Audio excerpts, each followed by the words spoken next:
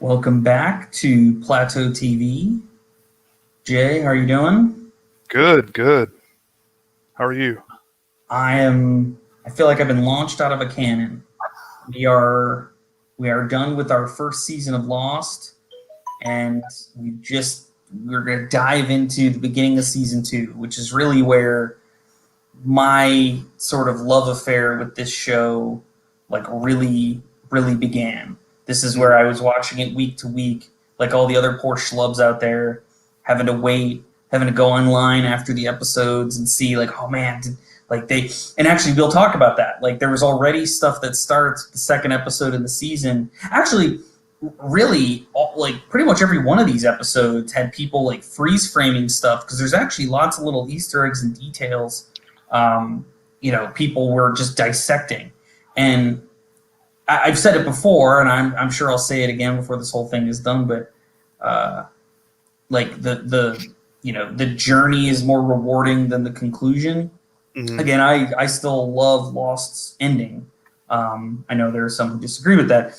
I still loved the ending, but when it was over and I've gone back and rewatched them, like that's when I really sort of appreciated the kind of the journey of it. Like I guess I never realized how much I really did kind of enjoy trying to figure things out, seeing what other people thought, like participating in message boards, which were a thing back then. Now we just have what Reddit and Twitter. But it's I'm excited. Yeah, we really hit the ground running here, starting season two. What was I feel like I want like again we'll dive into the episodes like we always do, but I guess I feel like I really need to know like we finished season 1, and again season 1 of Lost has that iconic ending, Walt stolen off the raft and then blowing their way into the hatch, and that final shot, Jack and Locke peering down into the hatch, and then you disappear into darkness, and then holy crap, like what the hell? What were your reactions kind of watching the premiere, like kind of those first, that opening, by the way, that opening is Yeah, iconic. My wife loves that opening. She loves that song by Mama Cass. I think I yeah. put that on a CD for her, even like back when like Napster was a thing, or Ah, wherever I yeah, used to make the good old CDs. days. Yeah. Yeah, the whole sequence. It's basically like a montage of this guy's like routine, right? So His we're COVID routine. Yeah. yeah, pretty much. Uh, but it's really it poses a lot of questions, because you see what he's doing, and once you realize he is in the hatch, you're like, well, what was the stuff that he was shooting in his arm? Is he Yeah. infected with something? So we're Yeah. just got a lot of questions there with him. And then, I sent you a message on Twitter. I was like, what the heck is going on? Because it was the same guy, that Jack we had just met when Jack was running up the bleachers, Yeah. and now it's the same guy. It's like, what is going on here? It's there's a couple of things that I kind of want to point out about this episode too.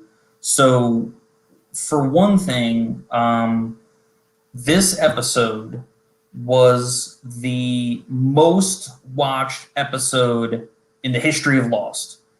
Uh, Why that is? 23 more than 23 million viewers watched this episode. So more than the pilot, more than even the season 1 finale. And I actually could have been giving like ratings per episode, but that's kind of lame. I didn't want to do that. But I just think it's notable that like the hype cycle for Lost was so high for this season 2 premiere. 23 million people tuned in to watch that. I mean, that's like, if you think about Game of Thrones achievements in terms of ratings are still notable because HBO's locked behind a paywall, and ABC's not. But even at its best, Game of Thrones is pulling in like what 10, 12 million, maybe a little north of that sometimes. But 23 million people, like those are in this day and age, that's unheard of, Oh yeah, right? that's Super Bowl numbers now. Yeah, Uh, yeah. they must have really just advertised the hell out of it, huh? I think it was. I mean, there certainly was a lot of advertising. That's that's certainly true. I do remember a lot of commercials for it. But it's like I say, the show really got into people's bloodstreams. Like the zeitgeist was in full swing with this show. I mean, it's been said before by people smarter than me, but Lost, I think, was kind of the last show of its kind that that appointment television, right? Because like even Game of Thrones was, I think you could argue that it's in the same kind of category, but by that point, because streaming was now a factor, not everybody necessarily watched it the night it premiered. Things were a little bit more siloed, but Lost was kind of the last show of its ilk where millions and millions of people tuned in the time it aired, and just kind of bathed the airways with eyeballs there for a while. Man, I haven't watched live television in probably 15 years, just because it was always like you got to put your kids to sleep, and that's usually when the good stuff's coming on. So we would use the stuff we were really into, we would just DVR and then watch a few hours later. Yeah. So it's, I mean, there's stuff like that's on right now that I'm like, I don't even want to start that yet. I'll just wait till it's finished and I can marathon it. Yeah. Like Lovecraft Country, that's the way I am with that. When I think like for both like Game of Thrones and like Twin Peaks season 3, and even I think Better Call Saul qualifies. Although Better Call Saul, no, because it airs at 8:00 here, because I'm on Central Time, and so are you. But I was trying to remember, like there were certain shows where like we'd put the kids to bed, and I would record it, and I could always pick up the recording. And if I timed it right, like I wouldn't have to watch any commercials. So that would be like better. That would be Better Call Saul. But Game of Thrones, we would always just kind of turn on HBO Go and start watching, whenever we could get the kids, down and knocked out. So you would start recording, but not actually go back to watch that till like 20 minutes later or something. Right. Yeah. Like for Better Call Saul, it's like we were recording it, and so we would just, watch it from the beginning, and then if we did it right, we wouldn't have to watch any commercials, the whole show. Like, usually, and that's how sad AMC is. Like, AMC loads those things up with a ton of commercials. So we really had to give it like 20, 25 minutes before we could actually pull that off. That's a pro tip. That's a Plateau TV. Pro tip. Yeah, that's right. That's right. That's a free tip for the fans out there. Give it if you're trying to avoid commercials, you want to just scan through them. That's one thing you can do. But I was. This premiere for Lost, I remember I told the story, but like I had sent my girlfriend, now she's my wife, the DVD in the mail. She mainlined it over like 2-3 days. I got my roommates in my dorm room into it, and I remember us all crowding around in our dorm, because I had 3 other roommates, and it was this sort of suite style dorm where like we each had a roommate, but there was kind of a common room. Gotcha. And I promise you, this was no glamorous space. It was just we had a bedroom on either side, and then the main room was just a big cube. And but anyway, we crowded. Shared bathroom. The bathroom was up the hall. Like we had to leave to go there. But I remember crowding around the TV, and just I remember the hour was up. Like it felt to me like it was over in an instant. Yeah. Like I was leaning forward on the edge of the couch, and then before too long, it's like Jack pointing the gun at Desmond and Locke. I'm being like, that's it. It's like I gotta wait a week now. This is awful. Before we dive in too deeply, I did want to point out that before the premiere aired, there was another one of those Lost recap shows. That one was called Destination Lost, and it was obviously just a recap of season 1. It was narrated by Peter Coyote, or how do you say his name? Peter Coyote, and it was just, again, it like, that kind of melodramatic narrator kind of taking people through things. It was good stuff. But let's dive in, man. Let's talk about Man of Science, Man of Faith, which is, I'll reveal now, which again, if everybody's done their homework and watched it, this was a Jack-centric flashback. I didn't want to reveal even that much as our last episode ended, but this is a Jack-centric flashback. And it deals with, like, the episode basically, technically, if you think about it, the episode actually picks up, a bit before even the season 1 finale ends, because we're watching what Desmond is in there. And again, we don't know he's Desmond in this episode. I don't think he's named in Jack's flashback, so we don't really know that until the end. But we're watching Desmond, like, wake up, get ready for his day, or do whatever he's doing, and then the explosion rattles him, and we realize, holy shit, we're in the hatch. This is what's in the hatch. Some guy in like an underground apartment, like on a computer, like shooting himself with weird medicine. So that's one other point I wanted to make before we dive in. Sorry to keep delaying, but I said it last week and I want to reiterate it here. The writers knew this. This was not, again, that myth keeps getting perpetuated about, they were making it up as they went along. That's certainly true, that there were things on the show that, like, they probably needed to figure it out, but they would, like, maybe plant a seed and then later, like, we'll figure that out later. There are things like that in the show, undeniable. But in terms of the fact that there was a hatch, that there was a guy in the hatch, that he's, like, pushing buttons on a computer, that there is a mysterious, like, corporation foundation behind it all. The writers knew that before a single episode of season 1 aired. That's what you said. That. You said, so basically J.J. Abrams came up with the hatch, and that was the entire premise of the show. And then Lindelof and one of the other writers came up with what was in the hatch, right? Well, it wasn't, he didn't just come up with the hatch, but, like, his whole premise was that, hey, this island is full of mysteries. Like, hey, there's a hatch in the ground. What's in it? Yeah. Like, hey, and the island itself is, like, it means something. Maybe there's a monster in the jungle, like all these things. Whereas Lindelof is the one who brought, like, hey, we need to delay storytelling on the island so the people themselves are mysteries. Like, they all have secrets. All the reason they got on the airplane, it's all different and mysterious, and we need to explore that and figure that out.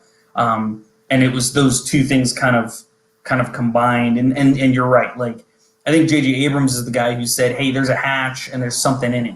And I think Lindelof was like, oh, that's great. And then he did figure out what's in it. But again, just to make the point clear, they knew that right before any episodes of the show ever aired. They knew what was in it.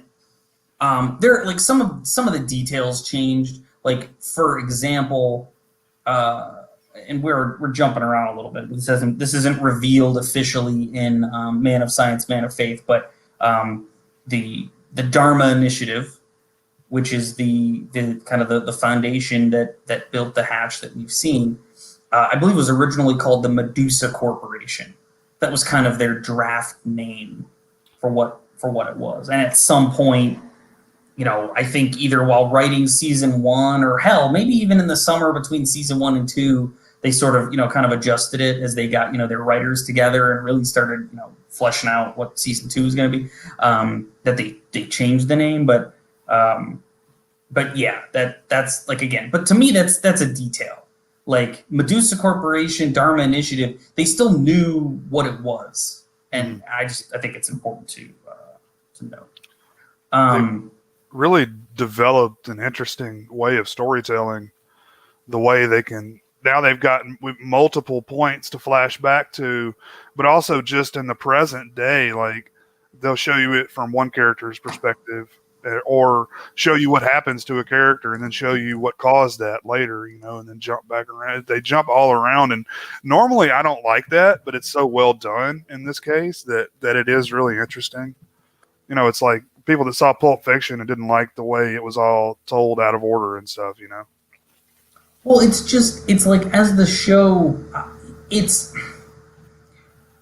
I think that Lost was often emulated, or sorry, often imitated, but rarely emulated. I think I said that right. Because Lost was a show about mysteries. Like, it's a mystery show, right? I mean, it's, we have to meet these people. What are their secrets? Hey, they're in this mysterious place. There's weird things going on. What's going on? There are mysteries. And what Lost, I think, did pretty effectively was, lay down questions, lay down mysteries, and over time answer them, but in the course of answering those mysteries, either laying down new ones or the answers to the mysteries themselves sort of beget new questions. Like, wait, okay, well, now we know that, but well, hold on a second. What about, like, and again, I'll just jump slightly ahead here, but it's like, okay, the Dharma Initiative. It's like, all right, okay, this hatch apparently was put here by the Dharma Initiative. Okay, well, where are they now? Like, so we have an answer, but it's now like, well, wait a second. There's other things that are kind of relevant to our situation. Like, what happened to those people? Like, where'd they go? Or what's the deal there? So, and there are other shows that just didn't. I don't know why they couldn't execute it as well. Like, maybe it's a question of writing talent. Maybe it's a question of their mysteries just weren't as interesting. But I would actually say that the original Twin Peaks suffered from not doing this well enough. I mean, Twin Peaks was, the central mystery was, who killed Laura Palmer, right? And this is an age-old, debate and, decision point about how, the network forced Lynch to explain who killed Laura Palmer. There were other mysteries in the show. Like, there's people running drugs. Like, who's Leo working with? When we introduced like the Wyndham Earl plot line, there's all kinds of like, hey, what happened with Cooper and Earl? But Lost didn't like do the transition between its mysteries very well. Like, they solved the Laura Palmer mystery, or let's think, they sort of seemingly solved the Laura Palmer mystery. And then it took them like 5 or 6 episodes before they really got the Wyndham Earl story going again. And so that's why I think, and also too, just the fact that this show aired in a time when people could not, TV shows weren't on DVD. You couldn't get a whole season of a show. And there weren't like cable stations running reruns. And it's not like the networks would show the last week's episode before the current week's episode, because at that point the major networks, like every minute of airtime after 8 p.m. on one of those major networks, that was money, man. You couldn't. Why would we show 2 Twin Peaks when I could throw up an episode of I don't know, I'm trying to think of an ABC. I want to say Hill Street Blues, but I don't think it was still on at that point. But would you say Jake and the Fat Man? Right? Yeah, exactly. Like, yeah, we got to get our ad revenue from Jake and the Fat Man. But anyway, all that just to say that, I think Lost had a lot of benefits. I credit Lost with a lot of things, but to me, they juggled their mysteries and their storytelling pretty well. Are there things they did not do well? Yes. And we've talked about some of them. We will certainly talk about it more going forward. But I think on balance, the reason they were able to keep their audience engaged is that they had kind of a constant, fresh stream of like answers and new mysteries or things to keep you engaged. Give you a little bit of closure, but also maybe open up, a few other things that are, questionable. But real quick, what were some of the knockoff shows that other, copycat shows? Well, so Heroes is one of them. It's not exactly like Heroes wasn't exactly a knockoff, but they were certainly coming after Lost's audience, because Heroes, when it premiered, and if I remember correctly, it premiered either in like the second half of Lost's second. We can look this up and compare it. But it's like it aired either during Lost's like the second half of its second season or during season 3. But Heroes annoyed the hell out of me because it was all like, we're gonna give you answers. Like, hey, we're gonna set some stuff up and then we're gonna answer it for you. Like, unlike that other show. So that was NBC and this is ABC. That was NBC. There was a show, I think like even it's funny, like ABC itself tried creating other law. Because if I remember correctly, there was a show called Threshold. And I believe that was also on ABC. And I, for the life of me, really can't remember exactly what that was about. But if someone out there remembers it, there was another again. ABC also tried again closer to the end of Lost's run, a show called Flash Forward, and I do remember the premise of that. The premise of that was everywhere in the world at the exact same time, like one random day, like everybody had this like sudden like 30-second flash forward, like 6 months into their future. And like so, like and everybody saw like these things happening, and then it stopped, and then now everybody comes back to the present. And by the way, when this flash forward was happening, like some people were like flying airplanes and airplanes crashed, and some people were like driving cars and they crashed. But so like the world was affected by the event itself, but it was also this mystery of like, okay, so A, why did this happen, and then B, like we all saw these events that like sort of we have to like how do those things come to pass, and if they're bad things, like how do we stop them, like that kind of stuff. And then there was another one called, I think I want to say Invasion, but that might not be right. But William Finchner was in that one, and I give anything with William Finchner like an extra 15-point bonus because he's just awesome. But the show lasted like maybe a season, maybe half a season. I can't remember. But that was another. I think that one, like I think Threshold and Invasion were both like alien invasion things. But it was all, again, there was all like a mystery like wrapped up in it. Like people were aliens, but they didn't know it, or you didn't know who was an alien. There was all kinds of crap like that. And I honestly, I'm sure there were others. The event. Yeah, that's true. There was. Oh, and that was another NBC one. Yeah, so Roland 666 in the chat. Yeah, the event. I can't exactly remember what the event was. I don't remember any of these.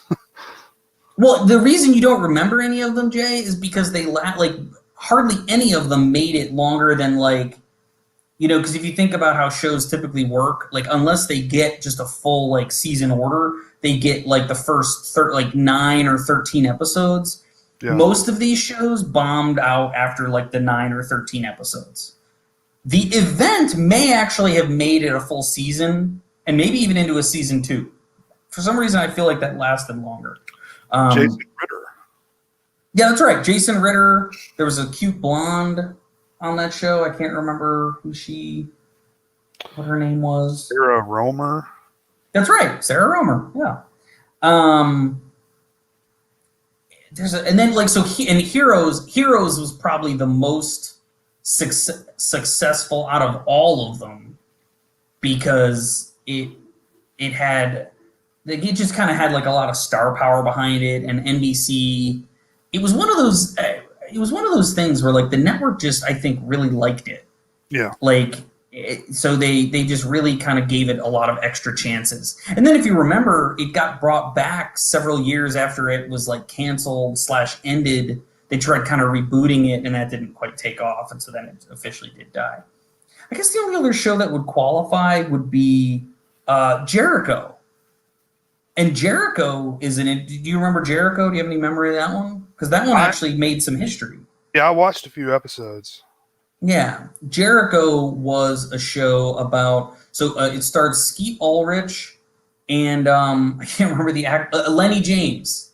He plays Morgan on The Walking Dead now, or Fear the Walking Dead, or he might be dead now. I think that was a cliffhanger from the last season. But in any case, those were kind of the two guys heading it up, and I'm sure there were other notable actors on, like Gerald McCraney was on it too, if I remember correctly. Like, so it had some star power, and Jericho was basically about the United States either suffered a nuclear attack or there was kind of like some sort of nuclear war event, or maybe it was like an electromagnetic pulse.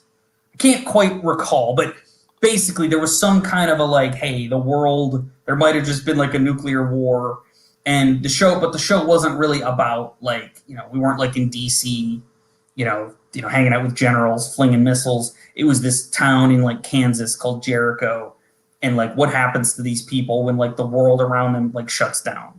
So the mystery of the show was like, A, what happened? And then B, like as they're like kind of trying to rebuild themselves and rebuild civilization, there's like conflicts with neighboring towns, and they kind of pulled some similar tricks to Lost. Like the characters themselves had secrets and mysteries. Like Lenny James' character, if I remember, like he was a pretty mysterious guy. There was like something about his character that was mysterious. But Jericho is notable because CBS canceled it, and then fans organized a Save Jericho campaign where they sent like bags and boxes and just loads of nuts to CBS Network, basically saying like, don't cancel this. Like, we like this show. This is a good show. Keep it on. And the nuts was the show made reference to, because as the season went on, there was kind of like a military conflict brewing. There was, again, I actually didn't watch the show, but I read about all this. Like there was like a military conflict brewing between like Jericho and some of the neighboring towns. And one of the characters called back to in World War II, there was I forget if he was a general or who he was, but there was basically like a guy surrounded by Nazis. I think this happened in the Ardennes, if I remember right. And the Nazis basically like wrote to, they communicated with him, were like, you need to surrender. We got you surrounded. And his response was nuts. And there's actually a funny line in the movie Patton. I don't know if this is a real quote by Patton, but it works as a line in the movie. Patton like hears that's what the guy's reply was, and he says, "A man that eloquent has to be saved." And so then Patton goes in and kicks some Nazi ass. But in any case, that's sort of why Jericho is sort of a notable entry in the kind of Lost rip-off category. Although, again, I think Jericho had a little bit more going for it than some of the other shows. But yeah, I didn't realize there was a show called I believe it was called Surface. That's another one. Yes, I've actually watched the entire. I think it was only one season, but it has Lake Bell in it. That's one of the main things I remember about it. But when that show got canceled, they mailed salt to whatever executives. I remember that. Yes, I do remember that. Around that period of time, because it was a show called like Pushing Daisies or Pushing 10 that got canceled. Pushing Daisies was on ABC. It was a Brian Fuller show. Yes. Is that they mailed like something to executives? Yeah, they did. Yes, and actually they might have succeeded too. I think that show got some extra episodes out of that, if I remember right. Maybe I'm wrong. Well, I feel like something Brian Fuller. Was it Wonderfall? No, because Wonder Falls wasn't saved either. But that was another Brian Fuller show. Before social media, because now all you do is just get on social media and talk about how much you love, like Brooklyn Nine-Nine. That show was canceled for like 24 hours before it was, renewed. And the thing is I don't think that show was ever really. NBC seems to really enjoy. Like NBC is in the Mike Schur business. Like ever since, like it's funny. Parks and Rec was never. Even at the height of its glory, and I love Parks and Recreation, by the way. That show is amazing, super funny. I've laughed. I honestly think Parks and Recreation held on to its quality far longer and deeper into its run than The Office did. I don't know if I agree with that, but yeah, I can see where you're coming from. We can quibble about that point, but my point is that its ratings were never like it was never pulling The Office ratings, and in fact, they were always on the bubble, like always kind of about to be canceled. That's why many of the season finales for Parks and Recreation kind of have a certain weight to them, because like every time for many seasons they would end, and they kind of thought like, hey, this might like be the end of the show, so like let's kind of put a cap on this thing. But my point is Mike Schur did that show, and NBC just kept it around. They loved it. They liked Mike Schur. And so I think when Brooklyn Nine-Nine got canceled by Fox, I had little doubt that, because they were already talking about it. Like this was already like in the entertainment news that like they were shopping it to NBC, and NBC was very interested. Like NBC wanted it. So that's what happened. It moved from Fox to NBC. Yeah. Okay. Yeah, that's what happened. And it may have been part of the whole Peacock, promotion too. Right around the same. It's funny. That wouldn't shock me if they started thinking like, hey, let's get the show back, and if like, hey, maybe if it doesn't do the kind of ratings we want, on the network airing, like let's go plug it in on Peacock. We need content anyway. What the hell, man?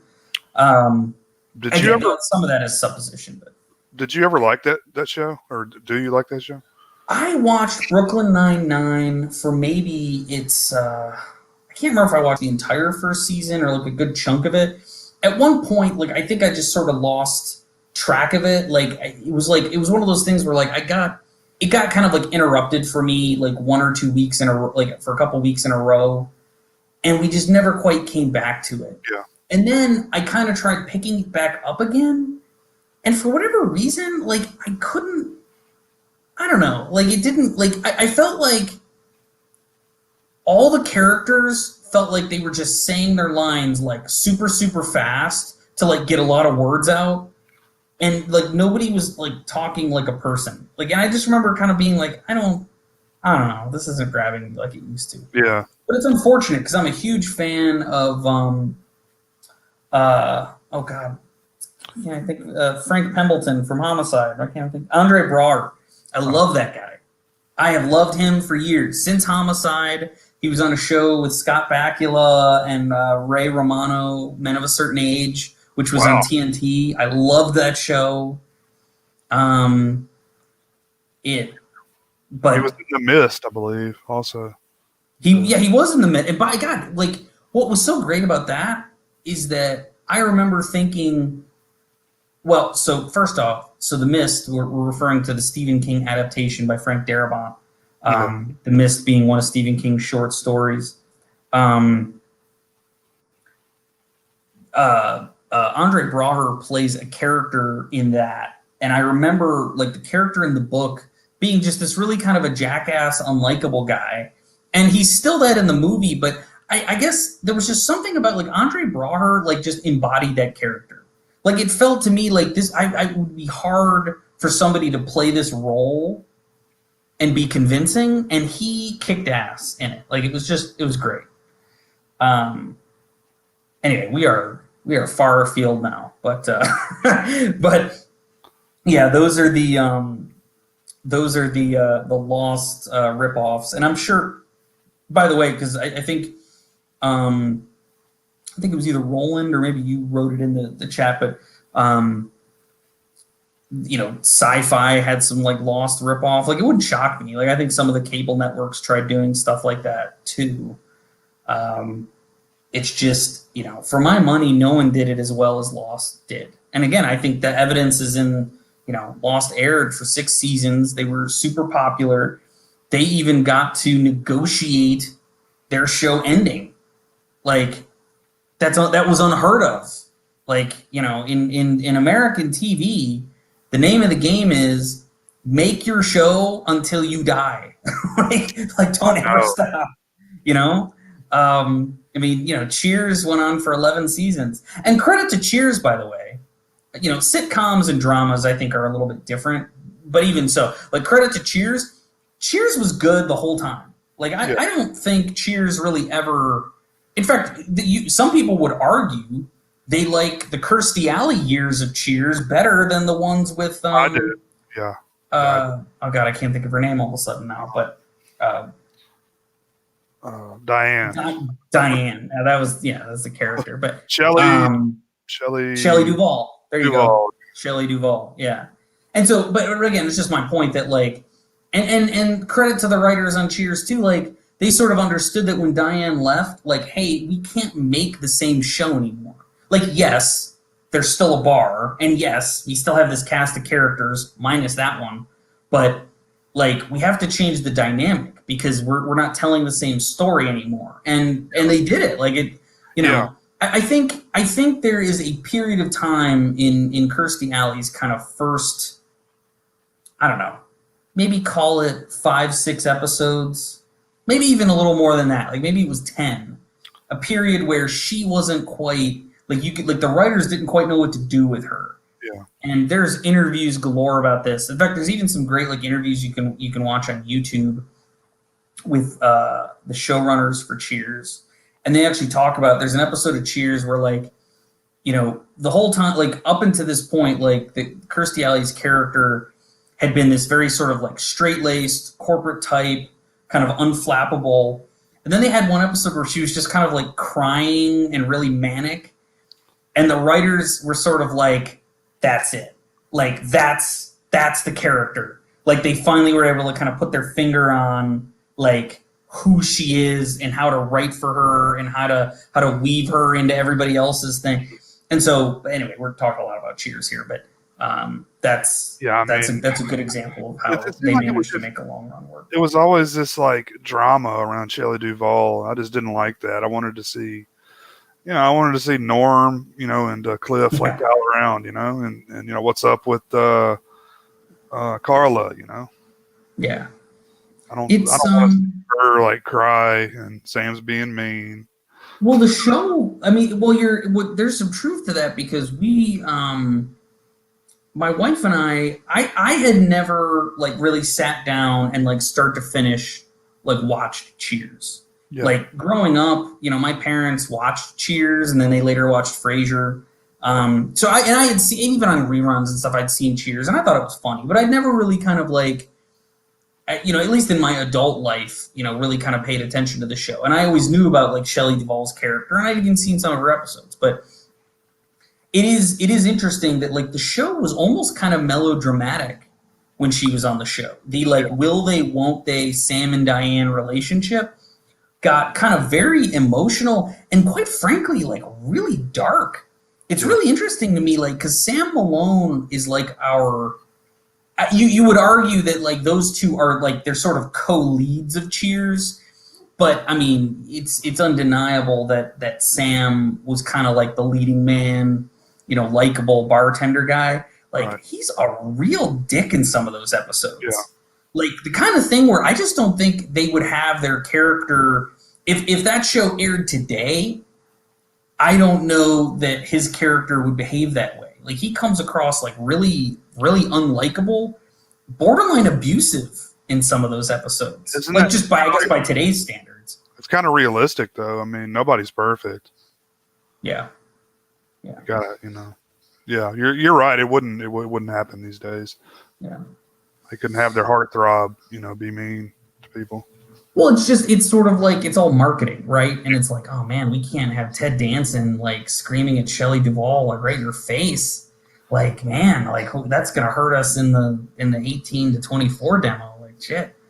But in any case, let's bring things back to what's really important. Oh yeah, and that is Matthew Fox wearing his Party of Five wig in the flashbacks of Man of Science, Man of Faith. You know, you had mentioned that to me. I don't know if it was on the show or maybe we were off, but like I would have thought that anyway. I would have thought that's Party of Five hair right there. If you hadn't said anything, I wasn't like a diehard fan of Party of Five, but I did watch it. Yeah, it's fun. I've mentioned in the past like the people who would recap Lost, like Kristen DeSantos and Jeff Jensen at EW. There was always comments made about the wigs and flashbacks. Like Terry O'Quinn wears some fantastic hair pieces in the course of the show. And there's some other characters too. I won't. There's maybe some spoiler territory there, but like there's just some other characters who get like some great headwear over the course of Lost that I always get a good kick out of that. But so we watch. We know it's in the hatch now. You know, kind of from a plot perspective on Island, Man of Science, Man of Faith sticks with the Island story. we do not know what happens with Sawyer and Michael and Jin and Walt yet. We basically stay on island, and kind of the first thing that happens really is the ladder down to the hatch is broken, and so Jack's like, well, fuck it, like we can't use this to hide from anybody. Like, how are we gonna get everybody down there? Plus, it's the middle of the night. Like, this is like, I guess we're just gonna have to try and hold out in the caves, you know. Whereas you could tell Locke really doesn't seem interested in that, but he goes along with it. You know, Jack gives one of his famous speeches back at the caves, and Locke's like, fuck it, I'm going. I really want to go. And meanwhile, too, the other sort of points of interest in this episode would be Shannon and Saeed. Shannon's already lost the damn dog. You know, that's what you get, Walt, for giving Shannon your dog. Yeah. And Shannon sees Walt in the jungle. Yeah. He's covered in water and he's speaking backwards. Do you know what he speaks backwards, Jay? No, I didn't.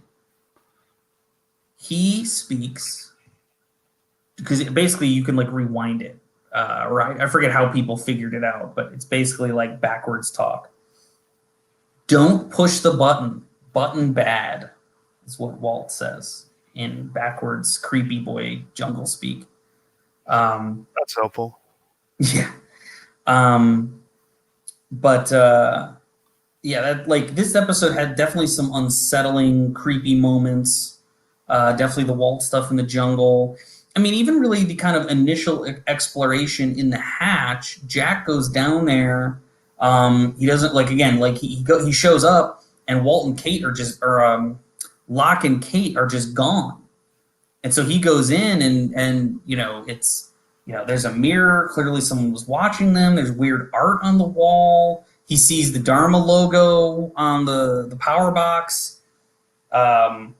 He leans close to one of the walls, and there's like a big magnet back there. What the heck? That goes on the mystery tracker. Why? What's behind that wall? Like, why is his key lifting off his chest? And then, of course, we see that the gentleman occupying the hatch happens to be the guy Jack met years ago, when he first met his wife, and her back was split open. You know, that guy Desmond that he met at the stadium.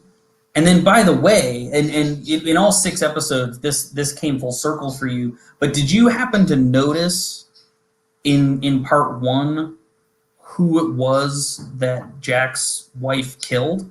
Did you make that connection, or did you only pick it up after watching Abandoned?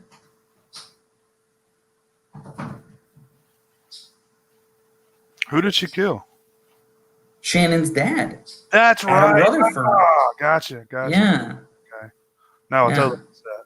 I didn't even get it. I didn't even catch it in Abandoned. I watched it twice. Well, Shannon's dad, because she's Shannon Rutherford. That's her full name. Now, you can't be blamed for not knowing that. Like, that's not spoken aloud very much, but so there's a little connection there. And Jack makes kind of a blink and you'll miss it cameo in Shannon's episode. I guess you missed that. Like, she's at the hospital and you see Jack, like, in the background, like conferring with a nurse or something like that. I'm trying, man. It's just stuff you normally. Come on, man. We gotta get those eyes of yours fixed. So let's move ahead, because really this episode's fairly straightforward. It's like they open the hatch. We know, like, there's a guy in the hatch. You know, Locke and Kate go in the hatch. We don't really see it, but they kind of get, they're in there somewhere. They're caught by this guy. You know, Jack recognizes the guy, and then in the flashback. By the way, I will actually, in my great moments category, the Jack and Sarah scene where they realize that he did fix her is a pretty cool scene. That is good. Definitely one of the more emotional lost. He thinks he's failed, and tells her you're going to be paralyzed for the rest of your life, and he does a great job acting in that scene. Matthew Fox does, you know, because you can, you know, he's crying, telling her, and then she's like, "Well, why can I wiggle my toes?" Yeah, that's pretty great. I always have liked the scene where she's in surgery, and she's like, "It's okay. I know I'm not going to dance at my wedding," and Jack's like, And then there's like that moment where he's like, and like he looks at that nurse, and the nurse is like, yeah. I've always thought that was just a funny sort of like exchange. Like I don't know.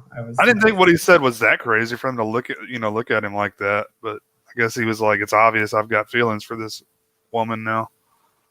At this point, I'm not sure that I would attribute this more to Jack's need to fix things. Which at this point we've seen like Jack had to save Boone.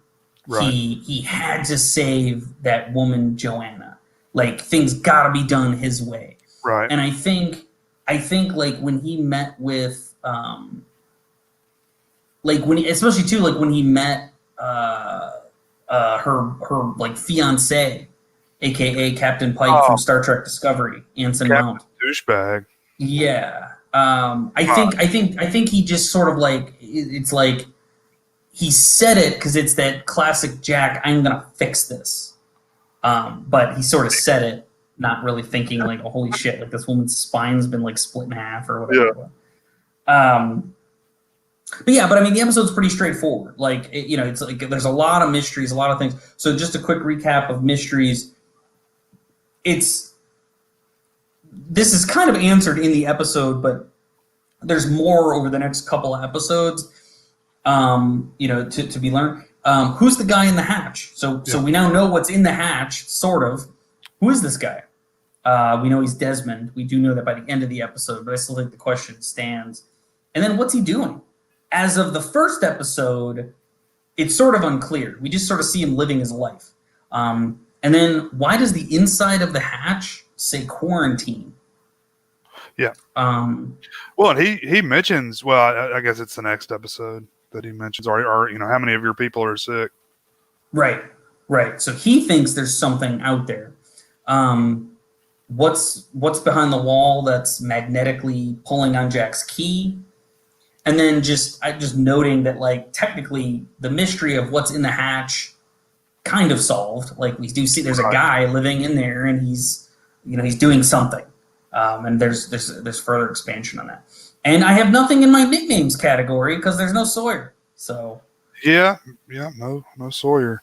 Did you want to read the recap for this episode or the summary? Thank you, Jay. Yeah. We jumped around so much at the beginning, I lost track of it. No, but that's a good point.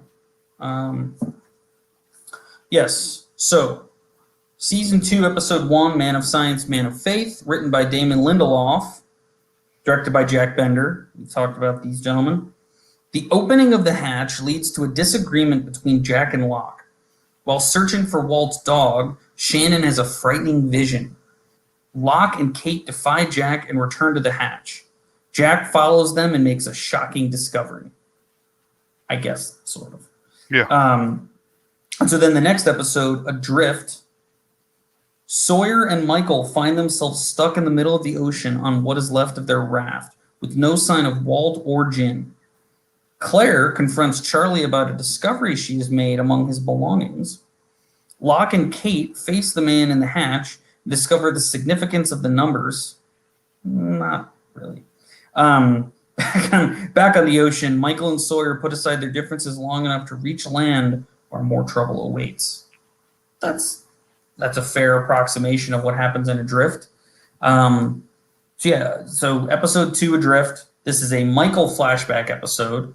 But before we dive into that, I did want to mention this episode is notable because it originally had a different flashback.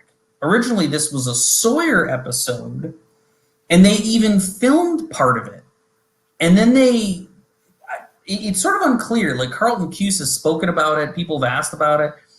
Something about the story just didn't work.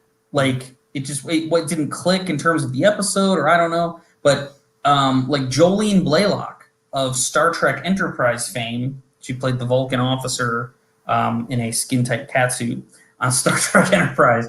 But she was in this this flashback of Sawyer's that there's only ever been like photos of, like, people had took like set photos, but footage has never been released, and there's no plans to release it because, according to Carlton Cuse, it didn't quite meet their standards. Like, he basically said, like, we released deleted scenes on the season sets, but in this case, it wasn't like a deleted scene because, like, oh, we just ran out of time or something. It was a deleted scene. It was deleted because it just wasn't good. Like, it wasn't quite what we wanted it to be. So then they switched over to a Michael story, and the Michael flashback is essentially how is it that Michael lost Walt in the first place while dealing with how he's lost Walt in the present time frame. It's so strange to me that his wife can't wrap her brain around why he wants to be in this boy's life. Yeah. And it's like, why do you want to see him? He's my son. There was always something kind of annoying about that to me too. Like, I agree. Like, she's so sort of like incredulous. It's like, why do you want to see? It's like, what you want to be with your son? Like, are you kidding me? Why? And Michael's trying to he's trying to do the right thing. He's trying to be a responsible guy. He got hit by a car. That wasn't his deal. Like, it was kind of fate intervening there. They almost use that against him, don't they? They're like, and you're handicapped, and you owe a lot of medical bills. So it doesn't mean I can't see my son. I mean, that's but like, she took him. That's why I haven't seen him. She left with my son. It's not my fault. Yeah. And that awful lawyer for his wife, like, she's like, and Michael's lawyer doesn't do him any favors. The cheap dude. But and that's so and the only sort of other notable thing, that this is an episode where when I first watched it, like, it's emotional, and especially at the end where he says goodbye to Walt, like young Walt, like that kind of gets you a little teary-eyed. Since I became a dad, that definitely impacts me a little harder than it did when I first saw it, when I wasn't a dad. And what gift did he give young Walt, Jay? Do you recall? Oh, I don't remember. A stuffed polar bear. Okay. Yes. Okay. And then in the chat, Roland's pointing out that Sarah's husband is Anson Mount. Yeah, we mentioned the name earlier. And yes, he was the lead of AMC's Hell on Wheels. This guy's prolific, man. He was on a Law and Order spinoff, Conviction, on NBC. He was most recently, he was Captain Pike in Star Trek Discovery, and if I understand it right, he's going to be the star of Star Trek: Strange New World. Captain Pike of the Enterprise, kind of doing Enterprise stories with Captain Pike, kind of before Captain Kirk.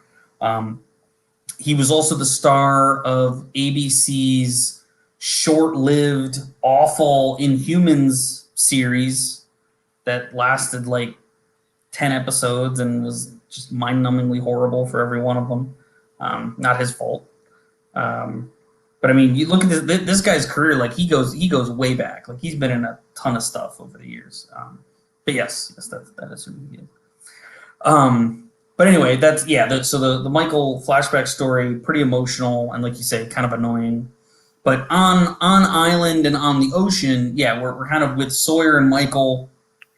By the way, and I've told you to avoid spoilers and avoid like Lost stuff, but Michael screaming Walt is like a meme. It's basically like whenever people, like, sometimes people don't even refer to him as Michael, they refer to him as Walt.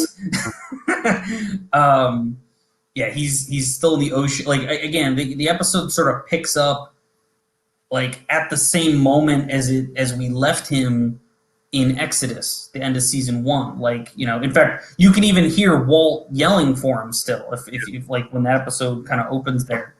And we don't know where Jin is. Sawyer's been shot, he's wounded, and they're just kind of on the wreckage of the raft floating in the ocean.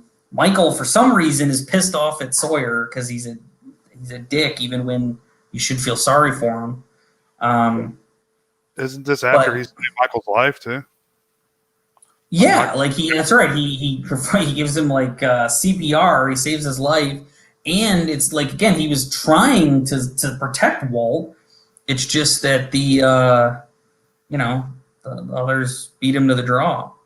So this while that's happening, we're also getting new angles on the island story. So we see what happened when Locke and Kate went into the hatch, and Locke has a pretty good line where when he's like laying the rope out to go into the hatch, Kate says something like, "Gosh, I would have thought you would have been in already," and Locke's just like, "I was waiting for you." Just I don't know, good line. He and there's actually a good callback in this scene. So Locke, since Kate's lighter, Locke kind of sends her down first. Although, given what's happened with Boone, some people might be wondering maybe Locke is using her to sort of see what happens when she goes down there. But in any case, like the light turns on again as she's descending, and a little callback to the Lost pilot. Kate counts to 5 to let go of her fear as she was taught by dear Saint Jack. But we get kind of that perspective on Kate. Something happens to Kate, and again another creepy, effective scene. And Locke follows her, and then they meet Desmond.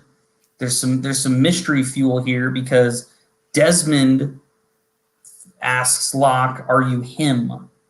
So Desmond thinks like Desmond's waiting for somebody. Yeah. And then Locke, thinking he's man of destiny, pretends says, "Yeah, sure, yeah, that's me." But he can't answer Desmond's question. What did one snowman say to the other snowman? I know the answer to that question, by the way, but I'm not going to answer it. Oh, you're not? Okay. It's sort of like I think it's like a kid's joke. It's not any deep mystery, but I hadn't heard that joke back when it was back on, but we may eventually get an answer to that question. Desmond gives a little bit of we learn a little more about the hatch in this episode. So Locke tries to explain to Desmond, like, "Hey man, we've been on the island for a month. Our plane crashed. There's 40 people out there. What are you doing? What's this all about?" And Desmond never really explains it in this episode, but at one point, the alarm goes off, starts chirping, and Locke has to go to the computer and enter the infamous numbers 4, 8, 15, 16, 23, 42, and there's a clock up on the wall that counts down from 108, which, by the way, is all the numbers added together. Again, and then things play out as they did, where Jack shows up. Oh, I'm sorry, what? It's all the numbers added together? Okay, I didn't put that together. Yeah, that's what 108 is. We see what happened to Kate, because in the first episode, Kate is just missing. Now, sharp-eared viewers, and I actually wonder if you heard this, when Desmond hits the loud music and Jack is in the geodesic dome spinning around, if you listen carefully, you can hear Kate yelling Jack's name. In Adrift, we actually see her in the vent, Evangeline Lilly, with a nice downshirt camera view, if I can comment on that. But she's screaming Jack's name, trying to get his attention, and then the confrontation that we referenced from before happens. We get to enjoy that again. Before we leave this episode, though, there is a shark that starts attacking Sawyer and Michael. Did you happen to notice anything interesting about that shark, Jay? Because I am proud enough to say that I caught it on my first viewing and then confirmed there was something there when I went online afterward. But did anything about that shark strike you? You catch any details there? I mean, it was really hard to see. There is one shot of it, an underwater shot, where the shark swims past the camera. If you were to freeze that picture, the shark's tail has a Dharma logo on it. Oh, shit. Yep. And I didn't, it goes by so fast that I didn't pause it when I was watching it originally because I was just watching it on like network TV. Like we didn't have a TiVo at college. But I remember like when the shark swam by, I was like, what? It's like something on its tail. But I could, again, it goes by quickly. You can't really see it unless you freeze it. And when you do, you see the Dharma logo. That's crazy, man. What the heck could that mean? And so, mysteries for Adrift. What does the computer do in the hatch? Who is the him that Desmond is waiting for? Why does the shark have a Dharma logo on it? And then skipping to the very end of the episode, we find Jin, and Jin's fleeing from something, and we realize there's people after him. Who are the people coming for Sawyer, Michael, and Jin as Adrift ends? That's a question. We might get an answer to that in the episodes to come. For Adrift, I've got a Sawyer nickname for you. Yes. It's the only one in the whole episode that I caught, but it's Bluebeard for that's right. That shot Bluebeard. Yep. So in terms of great moments, I thought Kate in the pantry, Locke, he kind of slips her a knife and locks her in the pantry. And keep in mind, this is a person who's been on this island now for more than a month, and she's locked in this pantry with chocolate bars and cereal and powdered milk and just all this stuff. And she sticks a bunch of chocolate bars down her pants, and she keeps a bunch of stuff. So I always thought that was just kind of a nice moment, like when the light turns on, like her looking around. Yeah. Sawyer pulling the bullet out with his bare hands like a real man. Good gosh, yeah. That's what I wrote for my notes. Like Sawyer's like an action hero in this episode. Yeah, he is a little bit. He knows it's shark-infested waters and he's bleeding. Jumps into the water a couple times, I think, to do certain things. Yeah. And they come across the one of the big pontoons that they had made. Yeah. He's just like, all right, just jumps in the water. No big deal. Yeah. Shark can't touch me. Yeah. He said it's just a shark. That's what he told Michael. Yeah. Just a shark. What do you mean just? Yeah, I'm Sawyer, bitch. And then I just thought like this has a really creepy ending, like the way that it's all framed and like there's these randos seemingly after Jin. Like, are these the others? Who's after Jin? What's going on here? So I thought that was pretty cool. That was kind of creepy. Yeah, Roland 666 says, "Do you have a Band-Aid?" Right. I think that's what he before he passed out. Yeah. To Michael. But real quick, I did the math on the pull times. So that's 108 minutes over a day. That's 13.3 repeating times you have to enter the code. So you told me to pay attention to numbers, so I'm trying my best. No, that's good, and it's notable. So, and it's actually a good segue for the next episode. And so the next episode is a big one, a big mythological dump in this episode. So the next episode, orientation. Actually, let's return to our Lost guide here. Orientation, written by Javier Grillo Markovich, the writer I've referenced a few times. Kate damages the hatch computer in a struggle with Desmond. Desmond tells Jack and Locke how he arrived at the island and shows them a film detailing the Dharma Initiative. Michael, Sawyer, and Jin are imprisoned with a woman they recognize from the airport. Desmond flee. I don't think they do. I think she says she's from the plane. Anyway, Desmond flees the hatch, leaving Jack and Locke at odds. Saeed races to fix the computer in time to enter the numbers and save the world. Yes. So again, when this episode gets to start, we get to watch this lovely Desmond, Locke, Jack confrontation for the third time. It was the best the third time, I think. Like that was the time it really hammered home what needed to be done. But we finally get a resolution to this now. Like Kate hits Desmond over the head. She kind of sneaks out of the vent, but in doing so, Desmond accidentally shoots the computer. and he's freaking out. Like, Desmond seems to think this computer is like, whatever he's doing on it is super important, and if he can't do it, we're all in a lot of trouble. And so, also just noting, orientation is a Locke flashback.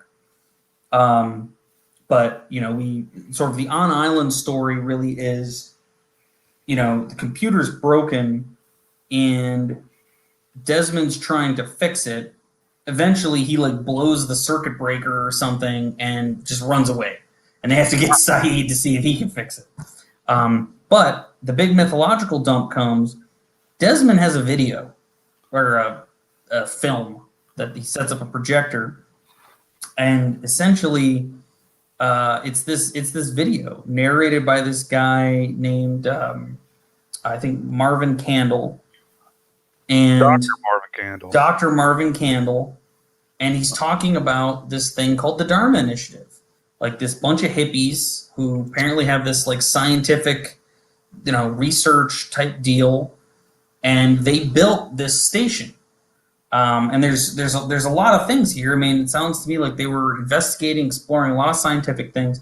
This station in particular apparently was supposed to investigate electromagnetism, but there was an incident.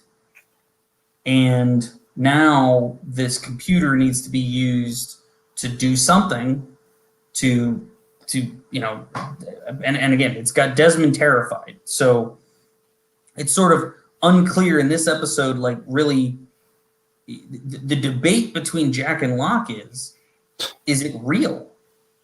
Like, Jack thinks that it's full of it. Jack thinks this is a psychological experiment. They wanted to put a computer down here just to see if people would push the button.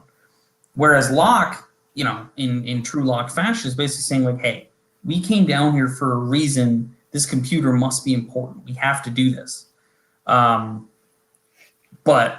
Desmond does make a comment to Jack at one point, hey, I don't know about you, brother, but my feelings always hurt when I walk past that wall out there. So I don't know. Seems like something's going on.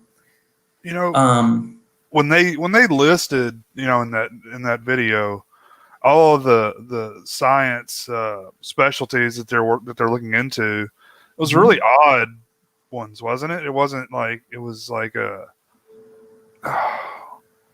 like it was some paranormal stuff, wasn't it? Like some there was like a did he say like parapsychology, or he said something like that? I believe that was it.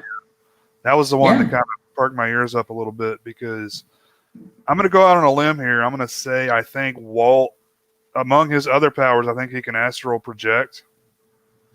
And in Jack's defense, a bunch of hippie scientists creating this thing. What purpose other than psychological would it be? I mean, why would you create some sort of a weapon that's going to destroy the world only to have someone push a button to keep it from happening? Like, well, remember, this is good old Jack Shepherd, right? He's seen a column of smoke, pull people into the ground, kill the pilot. Right. He survived a plane crash with like no serious injuries. He's seen all this crazy. He's seen there's a giant pirate ship in the jungle. He's seen all these things, but like, he sees this thing, and it's like, well, what could it possibly do? Like, Mr. Logic here, like, well, it can't, like, the world's going to end because we don't put a number in? That's ludicrous. Right? It is. So yeah, like, Jack's attitude is like, this is bull, man. Like, this isn't real. It doesn't seem like a proper hippie to create a weapon of mass destruction, like, let's go make a commune and like grow some organic vegetables. Well, I mean, let's go off of what the video says. If the video can be trusted, and I'll leave that to your judgment. he just says there was an incident. Like, we don't know what was the incident. That's what I wrote down we don't know what that, and that's on the mystery list. Yeah. Did you catch the answer to a pretty significant mystery in that video? Or at least tell me. It's the polar bears. The Dharma Initiative brought the polar bears. Don't you remember? As he was rattling off all of the things they do, there was a shot of polar bears. Okay. So the Dharma Initiative brought polar bears to the island. Now, I might think there could still be some question, like, okay, but why? What are you bringing polar bears here for? That's weird. But the sort of one of the first initial questions of the show, like, why the hell is there a polar bear on this tropical island? Now we know. These weird hippies brought them. Turns out. The reason I wanted to call attention to this too is people keep, like, for the longest time, people would be like, why are there polar bears on the island? Like deep into like season 3 and season 4. And it's like, because Dharma, bro, like, did you watch the video? There's polar bears in the video. But why? Well, again, why? That's a valid question. But why did they bring polar bears?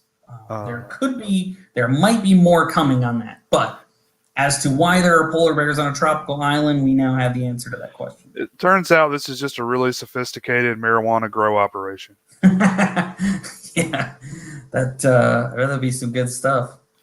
That's what's revealed in the last episode of Lost. Yeah, and so what I guess I sort of wrote, like, because so in the previous episode I kind of asked the mystery. It's like, well, what does the computer do? Well, the mystery, I wrote mystery solved, kinda.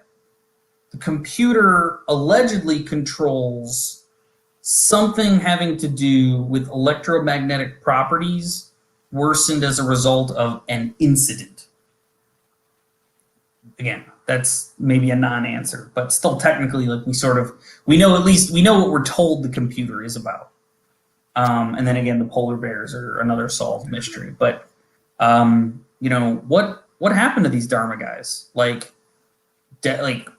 And Desmond explained he was not Dharma Initiative. Remember, he said he was on a race around the world. Some guy named Kelvin came out of the jungle and dragged him in there, and that's where he's been for the last 3 years, doing this crap. Actually, and that's another question. What happened to Kelvin? He said Kelvin died, but we don't know how. Yeah, what happened? Yeah, what happened to him? What's that deal? The video said that the Swan station was station 3 of 6. Right. Where are the other stations? What do those do? What is the incident? Swan? Is the Swan significant? Yeah. I'll just go ahead and tell you no. I think that's just its name. There's not really any significance to that. We may eventually see other hatches, and they might have different names that might be relevant to some. But so what is the incident? That's kind of a significant question. Like, what the hell's going on here? Also, here's a detail you may not have picked up on. I don't know if it's important or not, but does Dr. Marvin Candle have a fake arm? I didn't pick up on that. Seemed like he did. Where did Desmond go? So, in this episode, like, Desmond basically heads for the hills. He's like, fuck it, computer's broke, I gotta get out of here. He just kind of ran off. And, Jack was gonna stop him, but then he just let him go. And so Desmond ran off somewhere. Where'd he go? What's he doing? And then this is sort of, I'll just warn you in advance, this is kind of the question of the season. What happens if you don't push the button? Yeah. Like, that's a bit of a mystery. And I'm jumping around a little bit, but just I liked it so much. Adewale, like, I can't remember the actor's name, but he was on Oz. Super awesome actor. Yeah, Adebisi from Oz. There you go. Love it, man. He is referred to by Sawyer as Shaft. Oh, wow. Which might be one of my favorite nicknames in the show. That's hilarious. Yeah. But the other story here, and it's a good one, is the flashback of the episode is Locke. And we get kind of another chapter in Locke's life, kind of, at some point after his dad has stolen his kidney. He's attending anger management classes. And then that's actually one of my favorite scenes in the show too. The Locke at the anger management session where he's like you want your banana back. I want my damn kidney. Like I always just thought like that was a good spot. And then also of interest, Locke hooks up with Peg Bundy, which is pretty cool. Yep. Which is a mystery solved, by the way. Yet another one. That's Helen, the mysterious Helen that has been referenced in the past by Locke. Remember? Okay. Yeah, remembering I think Locke's first in Walkabout, Locke referenced Helen. That's the same Helen, because I thought that was a phone sex person. I think what you're seeing here, because remember the phone sex person said that's not my name. She's kind of like playing along, being Helen. So the mystery, there's sort of a mystery inherent there. This is the Helen. We've seen a point at later in Locke's life where he's paralyzed, and Helen isn't around anymore. What happened to Helen? How did he get paralyzed? Like, there's still some questions about Locke, but the Locke story is just interesting because it's basically Locke has to learn how to let go. Like, he's just still so angry and obsessed with his father for stealing his kidney. This Helen person, I think you could argue she loves him. She wants to be with him, but she needs him to let go of what he's been doing to be with her. And he does, actually, at the end of the episode. Like, he goes with her instead of hanging around his dad's house all the time. So, that's a reasonably happy ending for a flashback, but, obviously something happens and things don't go well. But I don't think. So the only other thing is that Sawyer, Jin, and Michael they get dragged to this pit in the ground where Shaft threw them, and Michelle Rodriguez gets thrown in the pit with them. And we all remember Michelle Rodriguez from the bar where, as you so eloquently put it, Jay, she's trying to sleep with Jack. Ana Lucia. Yeah, who wouldn't want to sleep with Jack, of course. Oh, of course. Yeah. He's the best. He knows everything about everything, too. But I'll just, so I have been alluding to something, Jay, that all season, and I just never quite dug into it because you didn't mention it, and I felt like even hinting at it, I was going to spoil it. But so Ana Lucia was in the tail section of Oceanic Flight 815. Right. She and this is technically revealed in the next episode, not in this one. But she said in the first flashback that she was seated in the back. Right, but the part I was going to say is just that she was seated in the back. She survived. There are other survivors from the tail section. Was Rose's husband. That's right. Albert? Dentist Bernard. That's right. So, but that was the thing that people had been theorizing about in season 1, that the people in the tail section were alive and they were somewhere else on the island. Mm-hmm. And it might add context for you when you think back to Boone broadcasting from that Beechcraft. Right. And the people responded, "We're the survivors of Oceanic Flight 815. They've got a radio. Right. That works. Right. But again, I was sort of hoping you'd catch it, you'd get it. Because that's sort of why there was so much focus on Rose, her husband's dead, but she doesn't believe he's dead. And it did cross my mind. Yeah. And then even that was a big theory for a while. And proved it right. Yeah. I was thinking that they were the others at one point. But, right. I think that's kind of what. Well, I think when Ana Lucia showed up, that was kind of how, at least in my mind, I knew she was with the tail section people.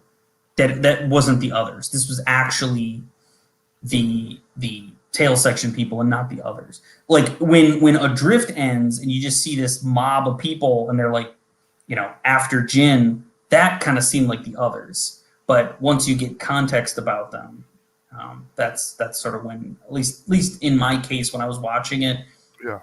Because now keep in mind too, I've been watching this now for this was the 3rd episode. Lots of theories, lots of people talking online.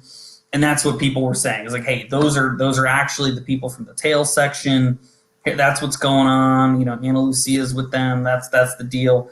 And people were already theorizing that, like, maybe they have not had such a good experience on the island as our people, which turns out to be true. Right.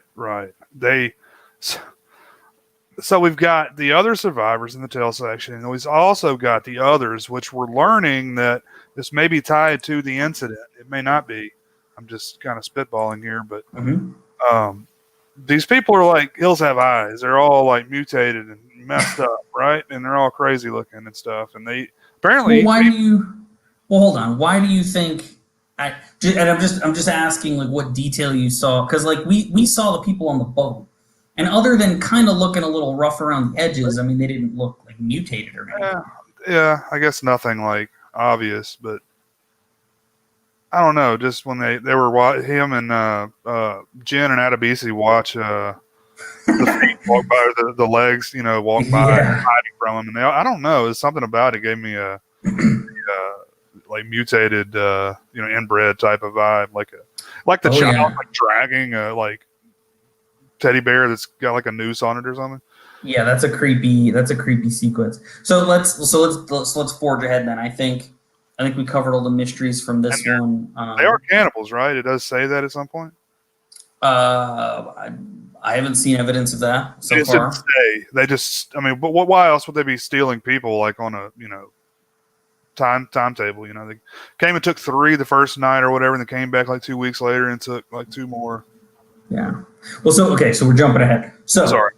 Well, no, that's totally fine. But let's get to it then. So the next episode, basically, just to cap it off 100%, the episode orientation essentially ends.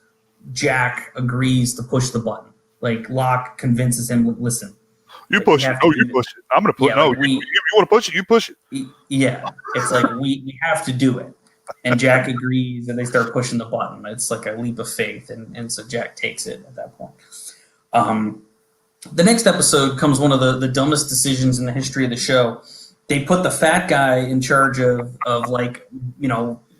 categorizing and sort of taking stock of the food.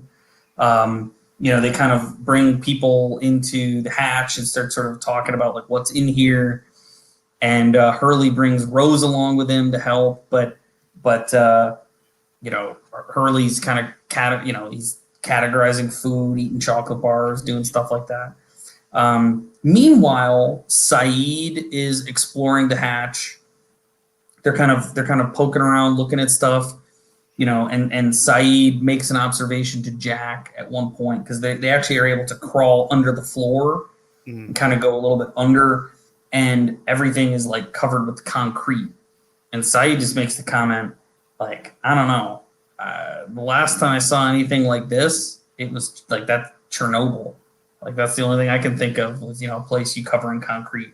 So we still don't know like what's behind that wall. We don't really know like what the deal is here, but Saeed's venturing some guesses, and it just doesn't sound good. It sounds like there might really have been something that happened here, and it wasn't great. But kind of the core of the story is essentially like they're kind of getting settled, pushing the button in the hatch, and Hurley's divvying out food.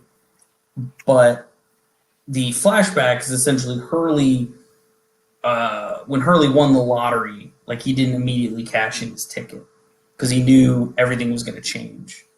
So he and his buddy DJ Qualls kind of run around town having a good time. They hang out with their friend from the music store, who I believe is the girl from the Mighty Ducks, and in other guest star news. And when Hurley kind of announced, like when it's discovered that he won the lottery, his friends kind of look at him different, which is sort of what he knew would happen. But what ties it to the island story is that like Hurley's been in charge of, the equivalent of a lottery win, like this giant room of food. They've been eating like fish heads and mangoes for a month. And it's like now there's like different food they could eat, and Hurley's been in charge of like cataloging it. There was a great payoff in this episode, by the way, that I always liked. Charlie bringing Claire the jar of peanut butter. Because if you remember, in one of their first interactions, Claire sort of comments about how, man, she would really love a good jar of peanut butter. And Charlie, kind of plays along with it. And, it takes an empty jar and pretends he's like got the best peanut butter he's ever had. But when he, like, and again, it's just like a brief shot of just like him like handing her the peanut butter. I just always thought that was just such a neat little payoff. Let me ask you about that, because when she tells Charlie, she's like, I must be the only Aussie in the world that loves peanut butter. Do Australian people not eat peanut butter? That's a good question. Do they maybe not have peanuts really in Australia? Is that like an import or something? Possibly. It just seems like such a staple, like a staple. I think they're too busy eating Vegemite. I think that's what. Maybe like Nutella. Maybe they prefer Nutella. I don't know. That's actually a good point. I'm not sure why. I was just curious why she phrased it like that. It's a good point, and it's actually a detail that I've never quite caught. So that's good on you, man. Kind of the other parts of the story are just sort of the other kind of events with Sawyer, Jin, and Michael, where like this is the part that kind of you're referencing. It's like where we learn who these people are. Sawyer wants to kill him. Ana Lucia takes his gun. Michael's freaked out about getting Walt back, which, of course. But this is kind of the episode where it sort of confirms for us that these are not the others. These are actually tail section survivors.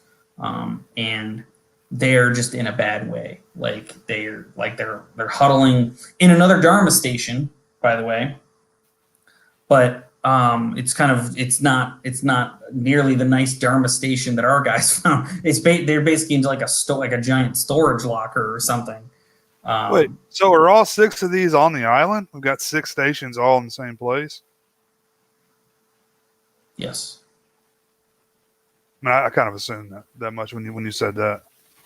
That's again, the video just mentions that the Swan is station 3 of 6, so it just stands to reason that these are stations built here as part of their program to do whatever it is they're here to do. But I believe this is also the episode 2 where we get kind of confirmation that Bernard is Rose's husband and he is alive, so that's a nice moment. Right. It's an episode where it's like, we kind of have an opportunity to take a breath.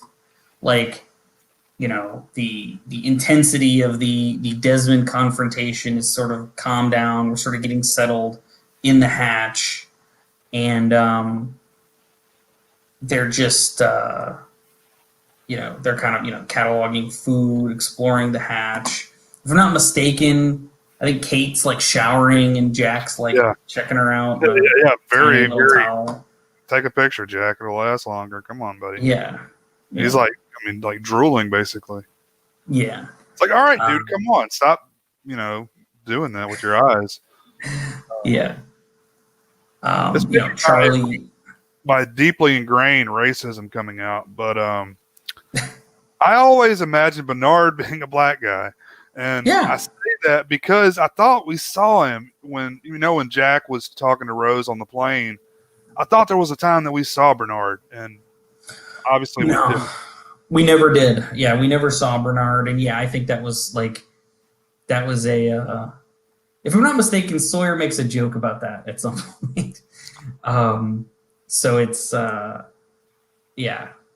I don't think there's I think you and everybody had the same thought. I mean, that's just that was their connection. I had a mental image, I was completely wrong. But yeah, I'm looking forward to seeing them hook up with each other again. The people from the raft and the old people, the original Islanders. I'm looking forward to seeing them get back together again. Yeah. And finding Walt, that's probably going to take like the entire season, right? I mean, I don't know. We seem kind of far away. We're sort of like, Michael's huddled up with the tail section people in a giant storage facility like right now. Like, it doesn't seem like that's something we can get to do at this moment. I guess the only other thing would be that Charlie is kind of whining about not being like on the A team, and he's asking Locke questions about what they're doing, and Locke tells him, Locke explains the whole thing about, hey, we're pushing a button. There was a guy named Desmond. When Charlie finds out about the food, like he and Hurley get into it a little bit because Hurley like kind of didn't want to give him anything because he's like freaking out about the responsibility. I guess the other thing is that they found Sun in sort of like the C story, although I'd call it D or E story because I could really care less. Sun's in her garden, and then she sees the message bottle wash up on shore. And so she and Claire and Shannon kind of start to get the inkling that, hey, like maybe the people on the raft aren't okay.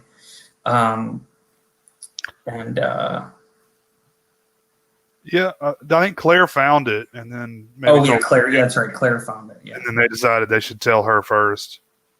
Yeah, just because Jen was on the boat, I guess. Yeah. And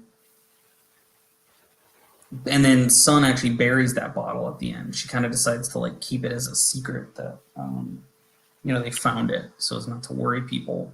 But I said Claire could finally take off her obviously fake baby belly.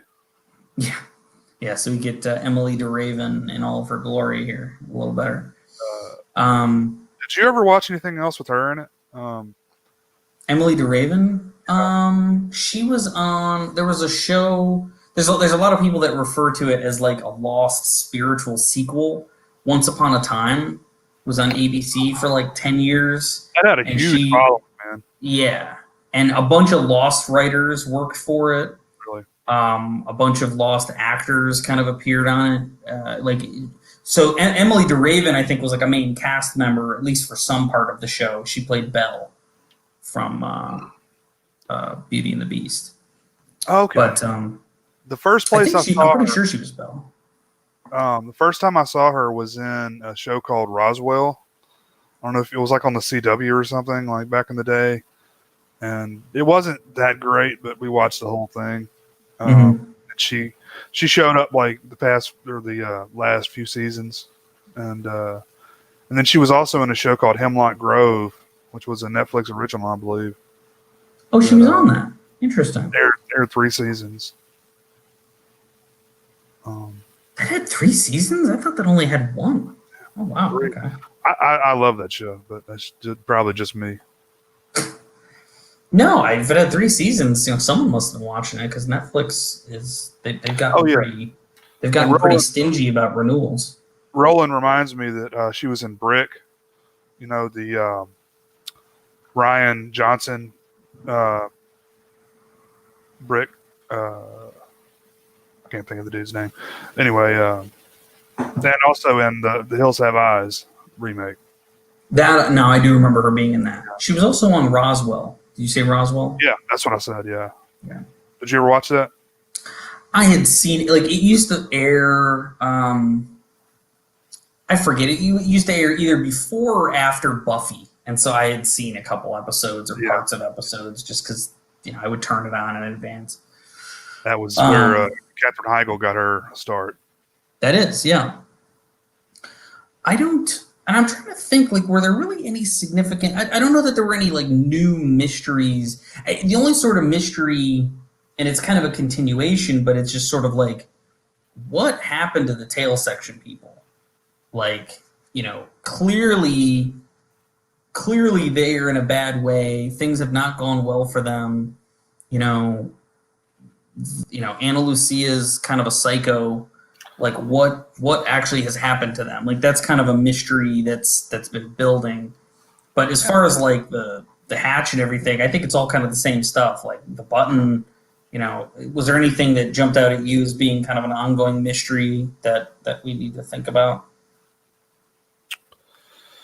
I'm sure it's there, but I can't think of it in particular.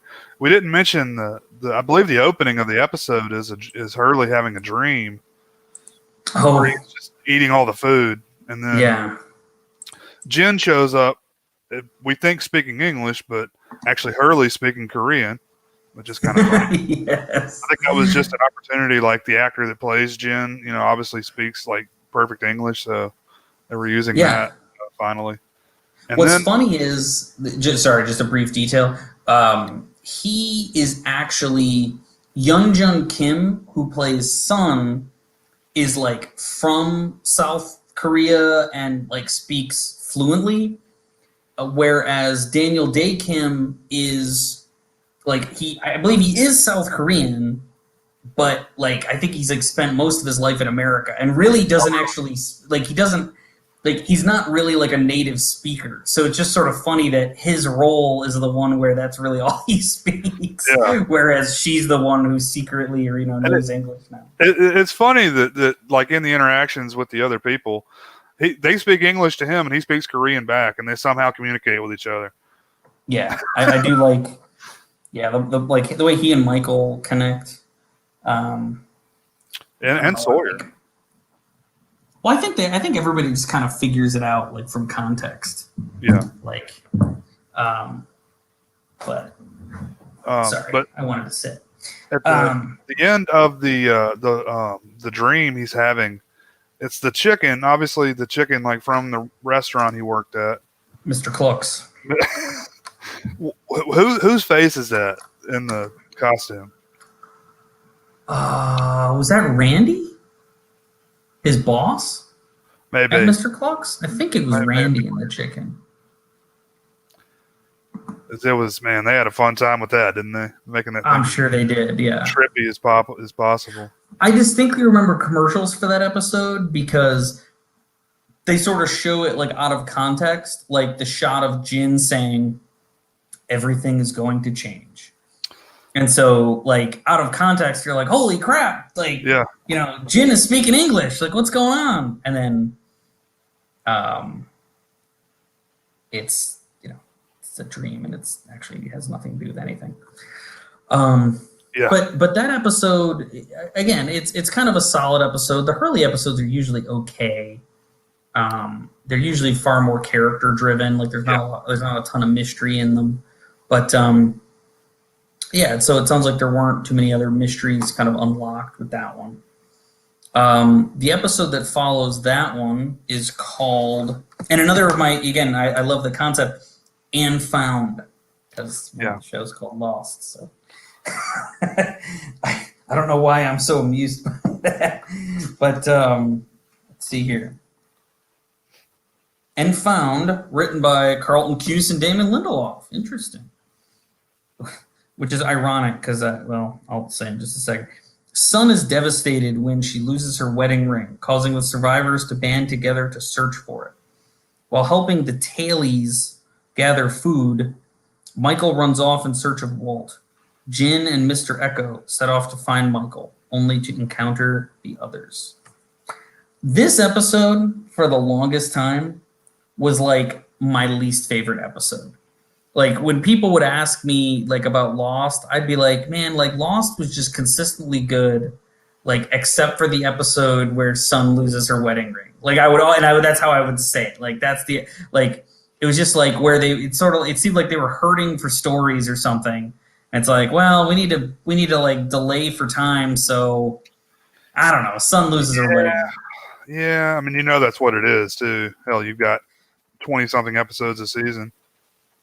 Well, and it's not like there aren't cool, like, because you brought it up earlier, but Michael goes rogue, basically like F this. I gotta find Walt. I gotta get going. And Jin and Mr. Echo, so we get some quality Mr. Echo time, which is always good. Kind of go after him, and we sort of encounter the others, like they're hiding in the bushes, not moving, and then the others walk by barefoot, creepily, like dragging a teddy bear behind them. But so I mean, it's not like there's sort of that significant moment. There's also a moment where they come across a body in the jungle, and Mr. Echo says that was Goodwin. So I guess mystery, who was Goodwin? Was he one of the survivors? Like, what's the deal there? But again, Mr. Echo doesn't really elaborate.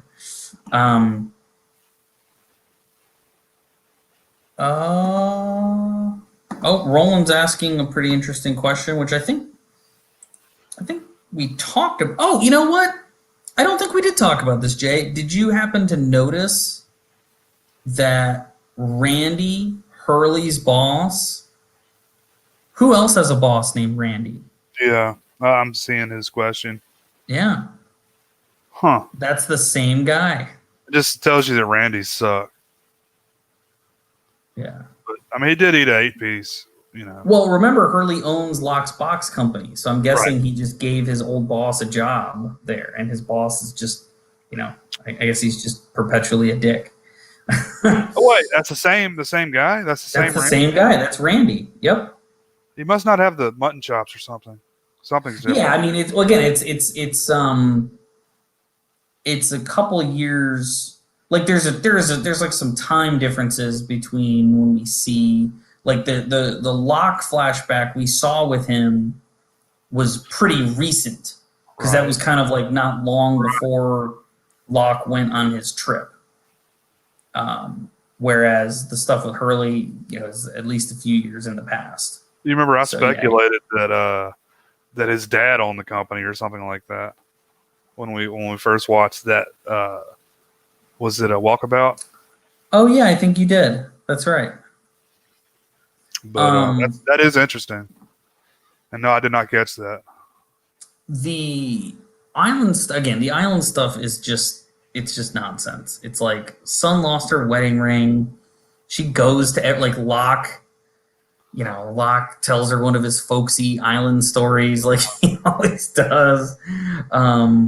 Meanwhile, the tail section people are still kind of acting all scared. They don't want to go after Michael, but they sort of decide, like, listen, we're gonna go find your camp because we're running out of food over here. The others are attacking us.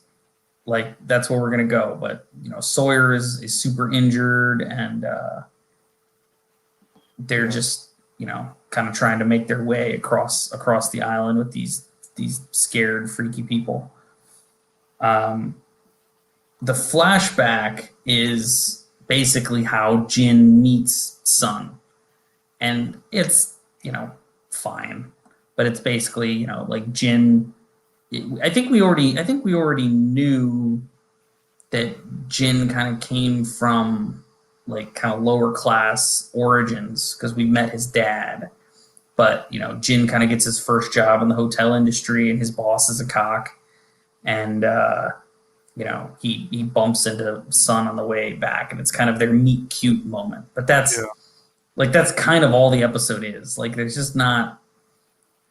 It's not like the story doesn't move forward. But Sawyer calls Mr. Echo Mr. Ed at one point. That's a nickname. Oh yeah, I've got a few more that I forgot to mention in the previous episode. Oh, okay. What are the nicknames? Sorry. No problem. Jumping around a little bit. Okay, for Ana Lucia, he called her Rambina. And that was 4. Yeah. He calls Ana Lucia Hot Lips at one point too. Yep. He's got I'm pretty sure he's got more for her. He's got a few. Yeah. There's one coming up in episode 6. Yeah. But this episode is just very much of like a transitional episode. Like they're walking to get back to their camp. Our main people don't know that the raft was blown up. We're in the hatch already. We're pushing the button, but there's no real new information really about that. And so, kind of the most significant encounter of the episode really is, hey, here are the others, and then there's some dude Goodwin like dead in the jungle, and that's significant, but we don't really know why yet. I think that's one of the downsides to American television is you get episodes like this that are really just more to further the story along than to build any plot. Yeah, that they're filler episodes, and I wouldn't say it was a bad episode or anything, but like you said, it's really nothing you want to go back and revisit there. It's again that thing where from my perspective, because when I go back to watch the show, I just enjoy being with the characters. That like I kind of can appreciate this episode more. Yeah. But when I was watching the show live, I was like, oh my God, like this is what we're doing? Like there's so many things we want to know about. And we're freaking chasing Sun around looking for a wedding ring. Like this is ridiculous. But yeah, no, I agree. Yeah. So there's not, and again, this is kind of another episode where there's really no mysteries solved exactly, but there's not were there any mysteries, new ones that popped up? I don't really think so. I can't think of any. Yeah, again, there's not really anything being kind of presented or challenged to. Well, again, what happened to Goodwin? Like, and sort of the continuing question, who is Goodwin and what happened to him? And then kind of just the question of like, well, what happened to the tail section people? Like, we know that the others attacked them, but like, what really did happen? Like, what are the details there? You would assume that Goodwin was just another survivor, but what's going to be interesting? Hurley still has the log, right, of all the passengers on the plane. Yeah. Cool. I bet that's going to come into play. Well, I'm pretty sure he does. I don't know why he'd get rid of it. So the next episode and the final episode you watched, and this was a pretty good one from like a cliffhanger perspective to kind of leave off on, so we can kind of launch into the next segment, is called Abandoned.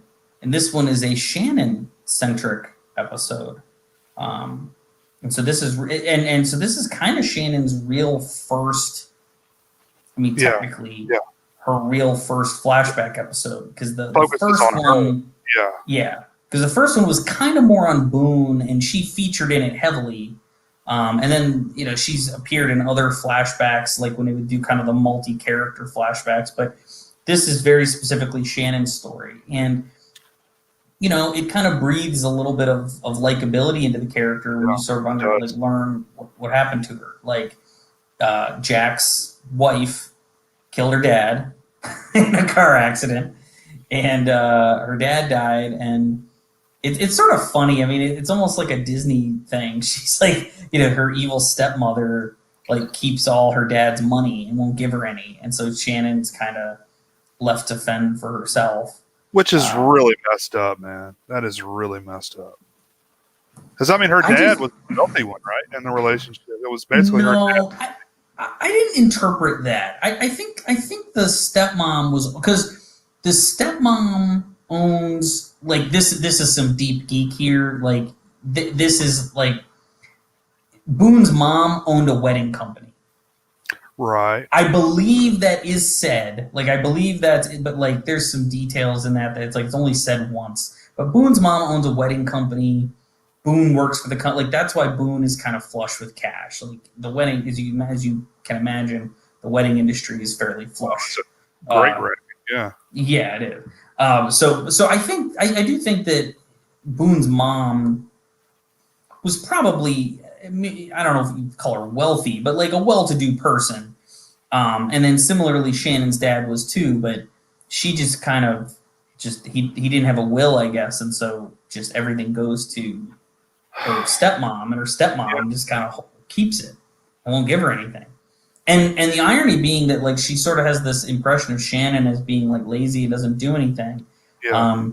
And the thing she actually wants money for is actually to take a job. Like she's trying to get like a was it au pair or was it ballet? I can't remember, but she was trying to get a job, and she basically needed like some money to get there. And it was an internship that she got accepted to. Yeah. Yeah. In New York. So the context then for like the Shannon that we know now is essentially she's kind of out there using guys for their money to take care of her because her stepmom kind of just like left her out to dry. Now, I'm not necessarily justifying, what Shannon has done because, she gets Boone like, punched and, she's not blameless necessarily, but it's just, interesting to see that her backstory is such that, it's not like she was just this awful person to begin with. Right. It really shines some light onto her character and much needed exposition to why she is the way she is, because, she came off just like a stuck up, chick to begin with, just wanting to sun herself on the, and, they'll come save us. They'll come save us. But, you really feel for her here, because not only did she lose her father, but she is, destitute. Her rent bounces, and I've had step children in my family. I have my mom has a daughter that was my dad's stepdaughter, and same with my dad had a son that was my mom's stepson. Like they never like referred to them as stepchildren. It's just raised them like they were their own. They were around from young ages. And as Shannon was, she's younger than Boone, and I know they got married when the kids were young. So you just really can't imagine someone who basically raised this girl to just disown her all of a sudden. It's really, really disturbing. But in a situation like that, it's important to really get a detailed will. If there's a case where the stepchildren don't get along with the spouse, I had to deal with a lot of stuff like that before that. Basically, you get your portion, and the rest goes, to the surviving spouse.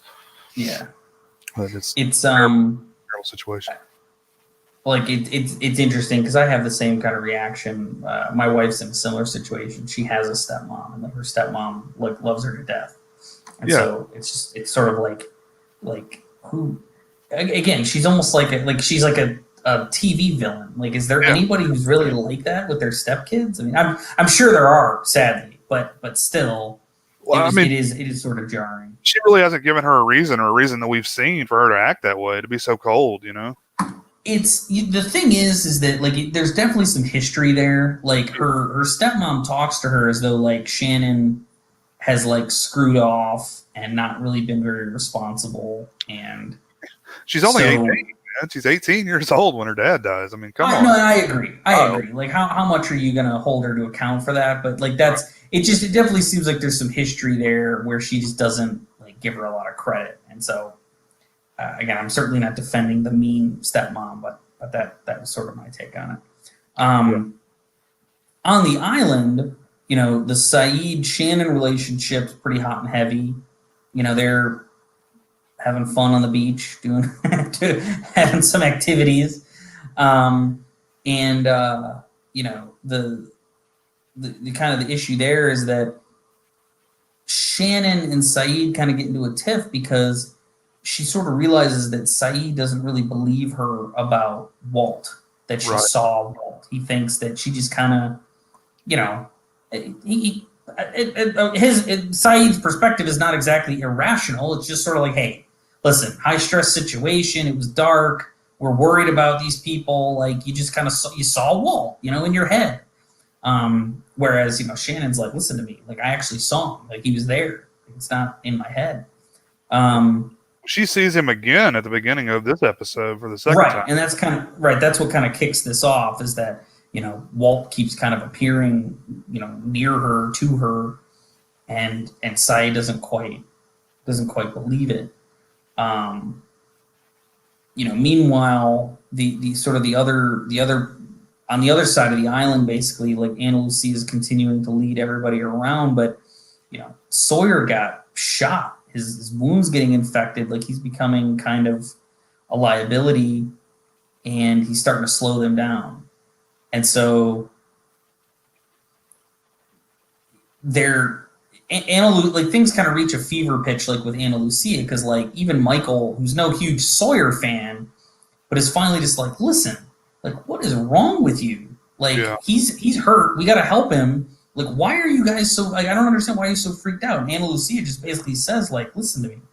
These people are after us. Like, I've got one gun with one bullet. Like, we are screwed if they find us. And so they have to, like, you know, they got to create, like, I want to call it a stretcher. It's not exactly a stretcher, but that's the idea for Sawyer, because he basically passes out. And, you know, they're moving through the jungle, and you know, we start to hear those whispers. Cindy disappears. You know, one of the tail section people. Cindy, the airline stewardess who gave Jack a little extra vodka, just for context.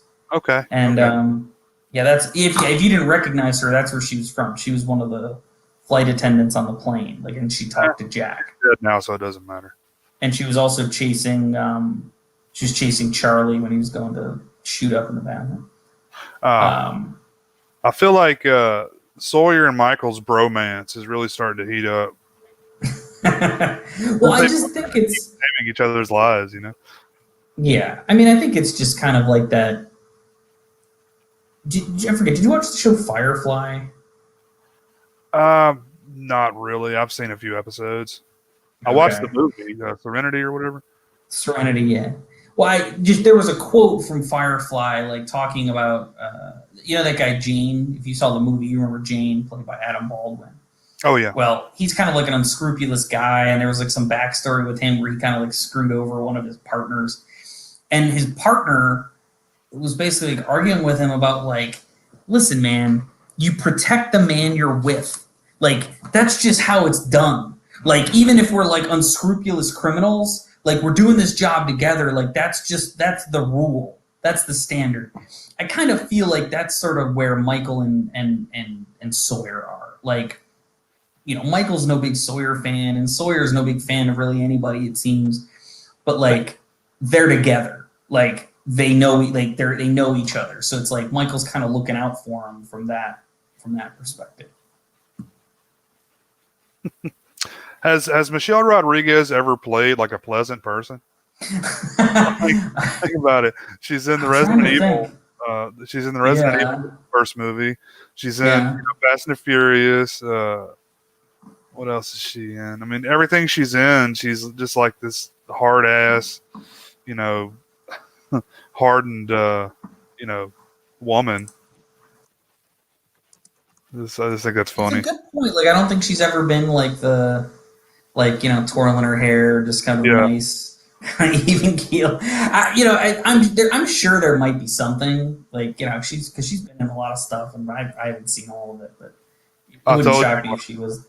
When I was watching one of these episodes, it came to me that she was on Lost, and I didn't realize when we saw her, you know, in the flashback that she was going to be a main cast member, but I know she is now because I remember all the DUIs that she would get in Hawaii. Like, it was like every week she would get another DUI, and she eventually got her driver's license taken away and stuff. Yeah, there definitely was some drama there, but I like her a lot. I like her, you know, I like the actress a lot. Yeah. But again, this is sort of another episode where, like, it's really straightforward. Like, in the flashbacks, it's kind of like Shannon getting screwed over and having to kind of find her way. Boone reappears. So Ian Somerhalder gets to reprise the role of Boone. It's always good to see our buddy Boone. Great wig. Yeah, with a great wig. But on Island, it's basically like, Shannon is fighting with Saeed, and Saeed's, trying to explain he's like that he loves her, and that he does believe her, but she doesn't quite believe him. And then they both see Walt together. Like, Walt is in the jungle, they both see him. He's basically telling them to like hush, and like, they hear the whispers, and basically like they kind of run into Ana Lucia's group, who are like fleeing from Cindy getting taken and trying to work their way through the jungle. Ana Lucia blows Shannon away.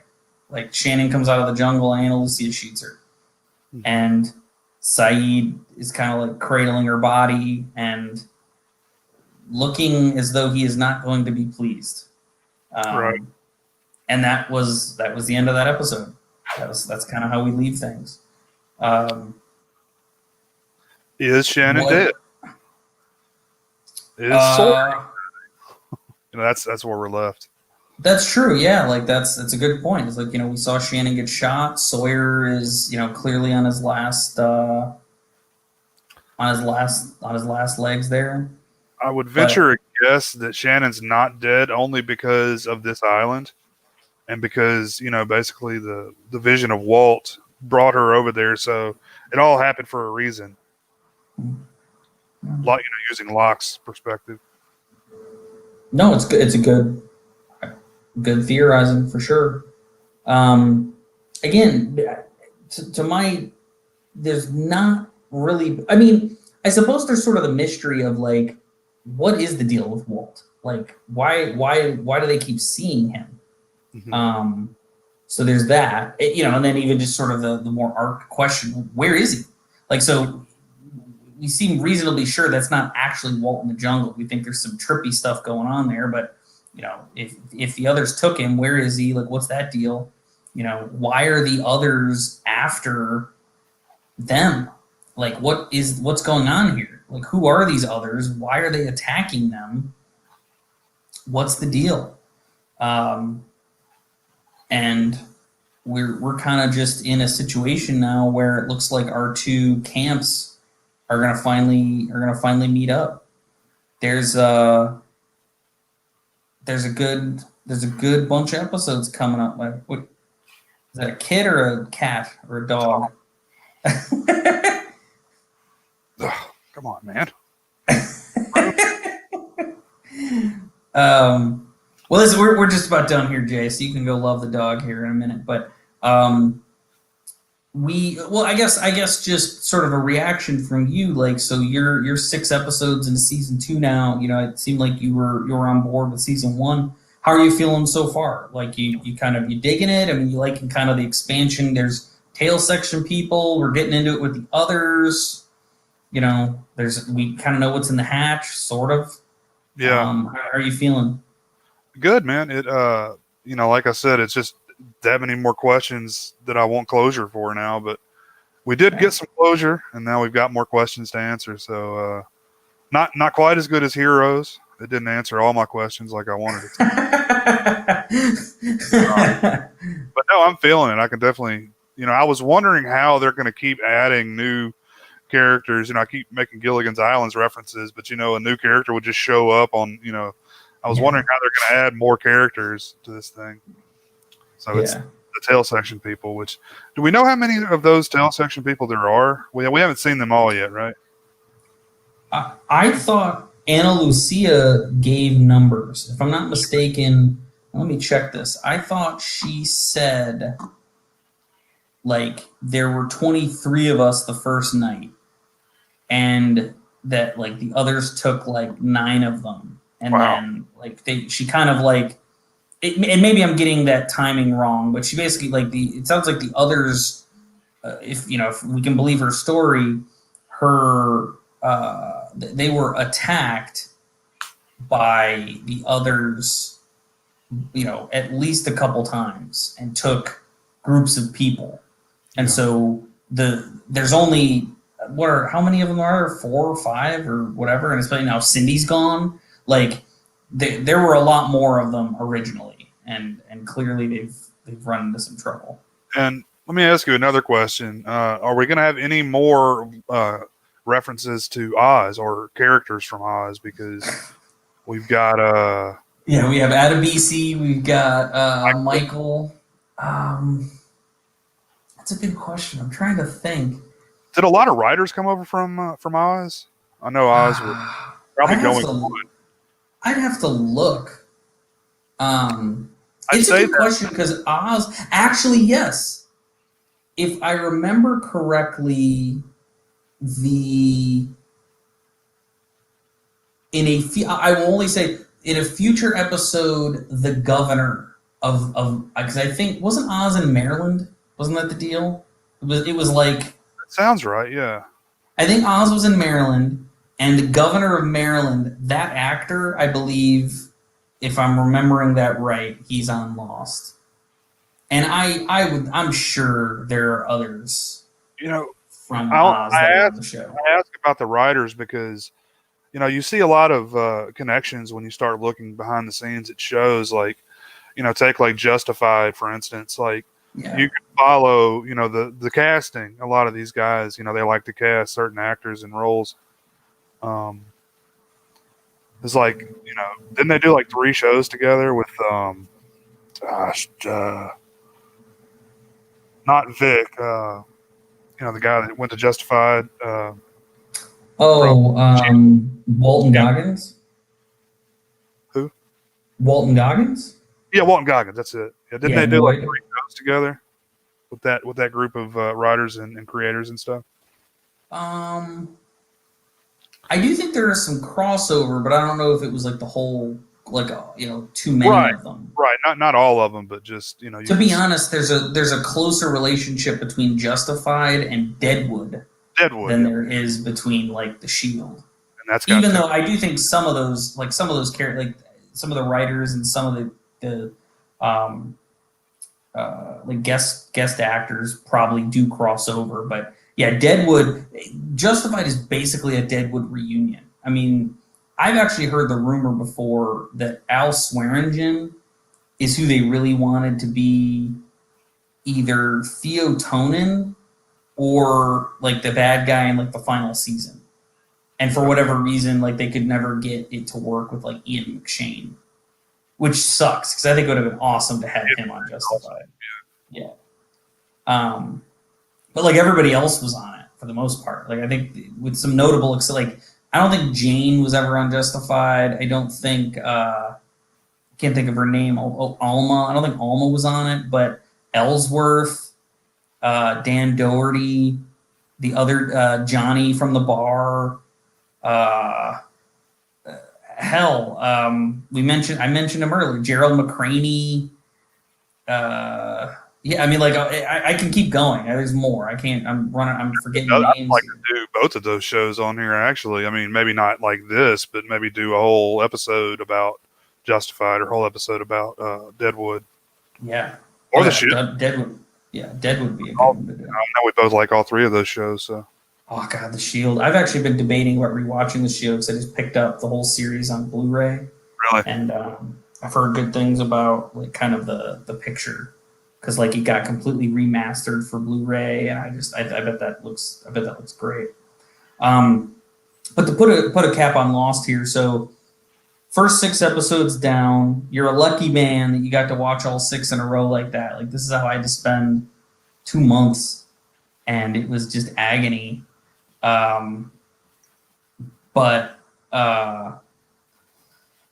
it's, you know, we're hitting so the next bundle of episodes, and you're still comfortable doing 6? Happy with that? Sure. Okay. So the next 6 episodes that we will do, and again, I'll announce who the flashback belongs to when we meet next week. But I'll episode names, and one of these episodes ought to get you excited. So the first one, The Other 48 Days. Which that should get you excited too. That sounds to me like a tail section flashback. Collision. What Kate Did. Well, that title is pretty explanatory. Yeah. The 23rd Psalm, The Hunting Party, Fire, Water. So those are the next 6 episodes of Lost. And I am very excited to see what you think about this next bundle of 6, because holy cow, you're in for a treat, my friend. There's some good. I know I picked on the Jin Sun episode, and I picked on Everybody Hates Hugo a little bit too. But again, those episodes are decent. But you've got a great bundle of episodes coming up here. Awesome. I can only think of maybe one of these that, at least to me, is a little bit of a dud. But I won't prejudge. You know, you see the show through your own eyes. You make your own judgments. But yeah, you're gonna get some good content here coming up in the next week. Cool. All right. Well, Jay, as always, I am having a blast doing this with you. Thanks for making the time. Absolutely. And I look forward to getting your live reactions over the next week or so while you're digging into these. Again, like the other 48 days, like you're gonna kind of get some. Your first episode in, it's going to be a little bit like when you started the season, like, what's in the hatch. You kind of find out. The other 48 days is a good one to start off. I think it'll be interesting. Cool. Looking forward to it. Yep. All right. Well, have a good evening, sir. Folks, Roland666, thank you so much for hanging out with us this evening. That was super cool. Jamie was in here a bit. I thought I saw Christian earlier. I feel like someone else was in here too. I'm sorry if I'm missing your name, but thanks for joining us, guys. Great feedback. Roland, you're the man. All right. Have a good evening, folks. Enjoy Lost.